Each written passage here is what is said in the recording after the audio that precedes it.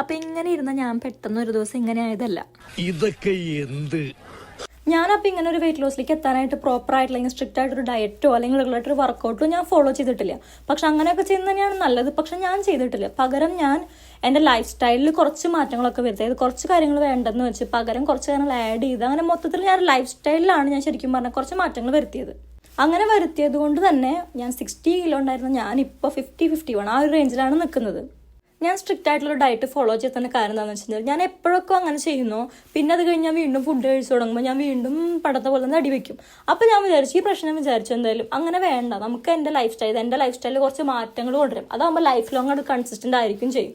പിന്നെ ഈ ഡയറ്റ് എന്ന് പറഞ്ഞാൽ നമുക്കൊരു ടൈം കഴിഞ്ഞാൽ പിന്നെ നമുക്ക് നമ്മുടെ ഇഷ്ടപ്പെട്ട ഫുഡുകൾ കഴിക്കാണ്ടിരിക്കുക എന്ന് പറഞ്ഞത് എന്നെയൊക്കെ സംബന്ധിച്ചിടത്തോളം കുറച്ചത് ബുദ്ധിമുട്ടാണ്. കാരണം എൻ്റെ ഏറ്റവും വലിയ ഹാപ്പിനെസ് ഫുഡ് കഴിക്കുക എന്നുള്ളതാണ്. അതും പ്രത്യേകിച്ച് എനിക്ക് ഇഷ്ടപ്പെട്ട സാധനങ്ങൾ റിപ്പീറ്റഡ് ആയി കഴിക്കുന്നതാണ് എനിക്ക് ഏറ്റവും വലിയ സന്തോഷം. അപ്പോൾ ജീവിതകാലം മൊത്തം അത് വേണ്ടെന്ന് വെക്കാനായിട്ട് എന്നെ കൊണ്ട് പറ്റില്ല. അപ്പോൾ ഞാൻ വിചാരിച്ചിട്ടുണ്ട് ലൈഫ് സ്റ്റൈലിൽ കുറച്ച് മാറ്റങ്ങൾ വരുത്തി കഴിഞ്ഞ് കഴിഞ്ഞാൽ അതായിരിക്കും ബെറ്റർ എന്ന് എനിക്ക് തോന്നി. അപ്പോൾ ഇനി വരുന്ന വീഡിയോസിൽ ഞാൻ എന്തൊക്കെയാണ് അങ്ങനെ ഈ ഒരു വെയിറ്റ് ലോസിലേക്ക് എത്താനായിട്ട് എന്തൊക്കെ മാറ്റങ്ങളാണ് ഞാൻ ലൈഫ് സ്റ്റൈലിൽ വരുത്തിയെന്നാണ് ഞാൻ ഈ പറയാൻ പോകുന്നത്. അപ്പോൾ ഇഷ്ടമുള്ളവരാണെന്നുണ്ടെങ്കിൽ, കേൾക്കാൻ ആഗ്രഹം അല്ലെങ്കിൽ അറിയാനൊക്കെ ഇഷ്ടമുള്ളവരാണെന്നുണ്ടെങ്കിൽ എൻ്റെ ചാനൽ സബ്സ്ക്രൈബ് ചെയ്യാം. അപ്പോൾ അത്രയേ ഉള്ളൂ. ബൈ.